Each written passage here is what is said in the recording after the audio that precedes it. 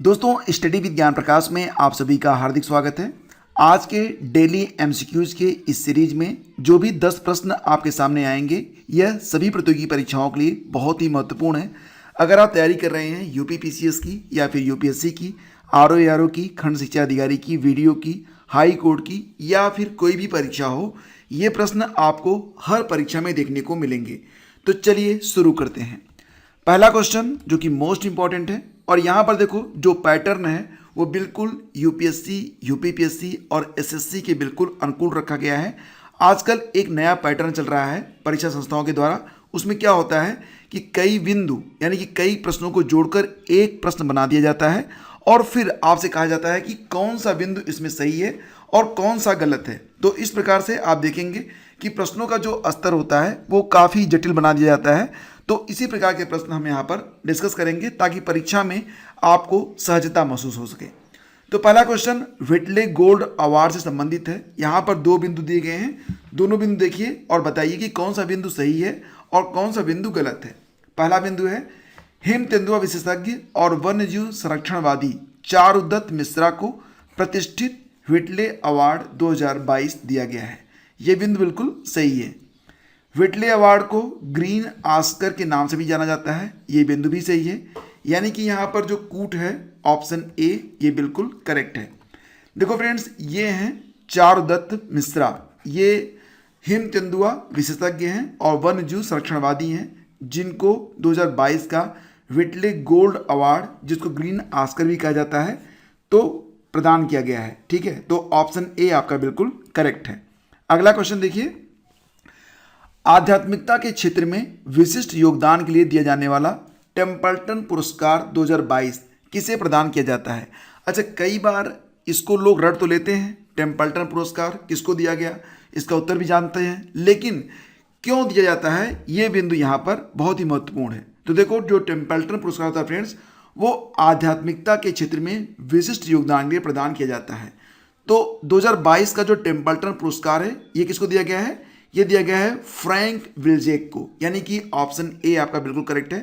कौन है Frank Wilczek? देखो, फ्रैंक विल्जेक जो हैं ये एक जाने माने भौतिक विज्ञानी हैं, नोबेल पुरस्कार के विजेता भी हैं। और ये भी याद रखना कि टेम्पल्टन पुरस्कार की स्थापना कब हुई थी, 1972 में हुई थी सर जॉन टेम्पल्टन के द्वारा। तो सभी पॉइंट यहाँ पर इंपॉर्टेंट हैं। इसके अलावा जो अन्य विकल्प हैं उसको भी देखिए, जैसे कि सिंथिया रोसेनज़वेग, ये नाम भी याद रखना, जो कि यहाँ पर वर्ल्ड फूड प्रोग्राम विश्व खाद्य पुरस्कार की विजेता हैं। Deepika Padukone Cannes film festival में जूरी की सदस्य रही हैं, इसलिए यहाँ पर विकल्प में इनका नाम है। और किशोर कुमार दास का नाम भी याद रखना, बांग्लादेश के चैरिटी, एक शैक्षिक चैरिटी वहाँ पर जिसका नाम है विदानंदो, तो विदानंदो के संस्थापक, इनको जो है यूके के Commonwealth points of light award प्रदान किया गया था। तो सभी विकल्प यहाँ पर जरूरी हैं, तो सभी विकल्पों को यहाँ पर हमने डिस्कस किया। अगला क्वेश्चन है 75वीं विश्व स्वास्थ्य सभा का आयोजन कहाँ पर किया गया। 75वीं विश्व स्वास्थ्य सभा, इसका जो आयोजक होता है कौन होता है, इसका आयोजक होता है WHO। तो 75वीं विश्व स्वास्थ्य सभा का आयोजन कहाँ पर किया गया, तो फ्रेंड्स इसका आंसर हो जाएगा ऑप्शन, जी हाँ, ऑप्शन बी, यानी कि जेनेवा में। इसमें भारत का प्रतिनिधित्व किसने किया है, स्वास्थ्य मंत्री मनसुख मंडाविया ने, ये याद रखना। और इसकी थीम रही है शांति के लिए स्वास्थ्य, स्वास्थ्य के लिए शांति।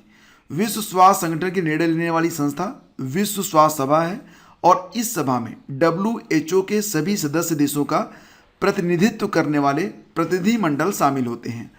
तो 75वीं विश्व स्वास्थ्य सभा का आयोजन किया गया जेनेवा, स्विट्जरलैंड में, और शांति के लिए स्वास्थ्य, स्वास्थ्य के लिए शांति, ये इसकी थीम रही। भारत की ओर से प्रतिनिधित्व किया स्वास्थ्य मंत्री मनसुख मंडाविया ने। अगला क्वेश्चन, वर्ष 2022 में ब्रिक्स मंत्रियों की बैठक की मेजबानी किसने की है। तो फ्रेंड्स 2022 में ब्रिक्स मंत्रियों की बैठक की मेजबानी की गई किसके द्वारा, तो फ्रेंड्स इसका आंसर हो जाएगा ऑप्शन ए, यानी कि चीन के द्वारा। जैसा कि आप लोग जानते हैं ब्रिक्स में कुल कितने देश हैं, ब्राजील, रसिया, इंडिया, चीन और साउथ अफ्रीका। ठीक है, तो इस बार की जो मेजबानी है किसने की है, 2022 में चीन ने की है। ठीक है, तो यहाँ पर देखो भारत की ओर से जो प्रतिनिधित्व किया है किसने किया है, हमारे विदेश मंत्री एस जयशंकर ने। अच्छा, इसकी एक थीम भी रही है, क्या थीम रही, हरित विकास, सतत विकास एवं लोचदार पुनर्प्राप्ति। इंग्लिश में green growth, sustainable development and resilient recovery, ये इसकी थीम रही। ठीक है, अगला क्वेश्चन है थॉमस कप 2022 का खिताब किसने जीता है। देखो फ्रेंड्स, थॉमस कप को पुरुषों का बैडमिंटन विश्व कप भी कहा जाता है, ये याद रखना। थॉमस कप और उबेर कप दोनों को याद रखना होगा आपको।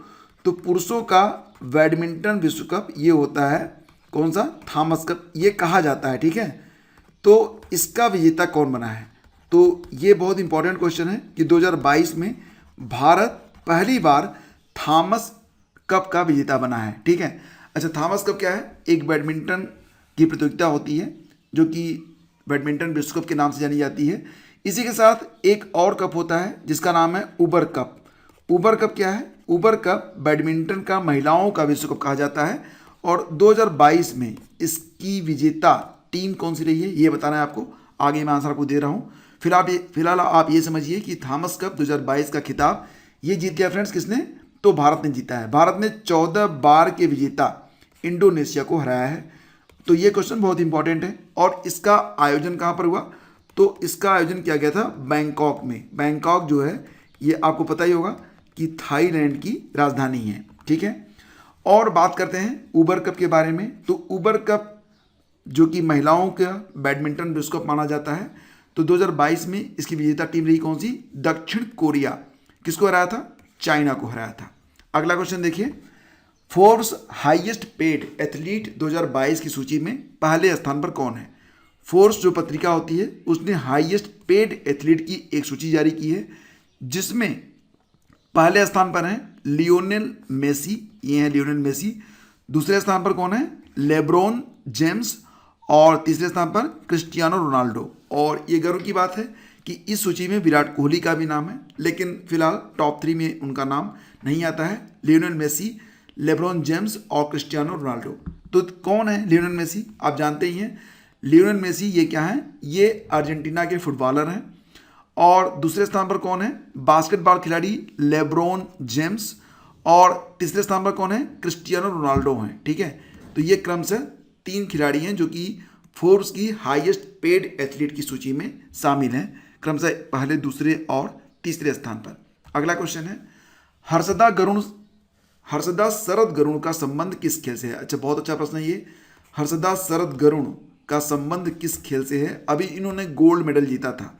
ठीक है, तो बताना है आपको कि किस खेल से संबंधित है ये। तो ये एक वेट लिफ्टर है, ऑप्शन ए करेक्ट है। आपको बता दें यहाँ पर कि इनकी उम्र अभी कितनी है, मात्र 19 साल। और इन्होंने हेरिकलियोन यानी कि ग्रीस यूनान में 45 किलो में जूनियर विश्व चैंपियनशिप में इन्होंने गोल्ड मेडल जीता था। और ऐसा करने वाली वो देश की पहली वेट लिफ्टर बन गई हैं। तो ऐसी प्रतिभाओं को नमन। विश्व वायु शक्तियों की रैंकिंग 2022 के अनुसार भारतीय वायुसेना को विश्व में कौन सा स्थान प्राप्त हुआ है। दुनिया में जितनी भी वायुसेनाएं हैं उसमें सबसे मजबूत सेना मानी जाती है अमेरिका की, यूएस की। दूसरे स्थान पर रसिया है। और गर्व की बात है कि इस श्रेणी में हम तीसरे स्थान पर आते हैं। फिलहाल पहले पर पहुंच जाएं तो बहुत ही हर्ष का विषय, लेकिन ये भी गर्व की बात है कि टॉप 3 में इंडियन एयरफोर्स भी शामिल है विश्व वायु शक्तियों की रैंकिंग में। ठीक है, अच्छा इसको जारी कौन करता है, आधुनिक सैन्य विमान की विश्व निर्देशिका WDMMA के द्वारा इसको बताया गया था। अगला क्वेश्चन है परिसीमन आयोग ने जम्मू और कश्मीर के चुनावी नक्शे को फिर से तैयार किया है। इस आयोग की नेतृत्वकर्ता कौन है। बहुत अच्छा प्रश्न है ये। परिसीमन आयोग ने जम्मू और कश्मीर का जो चुनावी नक्शा है उसको फिर से बनाया है। और जो ये टीम थी परिसीमन आयोग की उसको लीड कर रही थी न्यायमूर्ति रंजना प्रकाश देसाई। तो ऑप्शन ए करेक्ट है, ये है न्यायमूर्ति रंजना प्रकाश देसाई। और इस टीम में तत्कालीन मुख्य चुनाव आयुक्त सुशील चंद्रा और राज्य चुनाव आयुक्त के शर्मा भी शामिल थे। अंतिम रिपोर्ट में परिसीमन आयोग ने कश्मीर के लिए 47 और जम्मू के लिए 43 सीटें आवंटित की हैं। और इसमें 5 संसदीय क्षेत्र होंगे, यानी कि 5 सांसद अब जम्मू कश्मीर से चुने जाएंगे। अगला क्वेश्चन है किस राज्य ने पहली बार अपना OTT प्लेटफॉर्म लॉन्च करने की घोषणा की है। तो दोस्तों इसका आंसर हो जाएगा जी हाँ, ऑप्शन ए यानी कि केरल। और इस OTT प्लेटफॉर्म का नाम क्या होगा, सी स्पेस। इसको आप याद रखना। दोस्तों उम्मीद करता हूँ कि ये सेशन आपको अच्छा लगा होगा। अगर अच्छा लगा है तो लाइक और शेयर जरूर कीजिएगा। हम मिलते हैं आपसे अगले वीडियो में, तब तक के लिए आज्ञा दीजिए। नमस्कार, जय हिंद।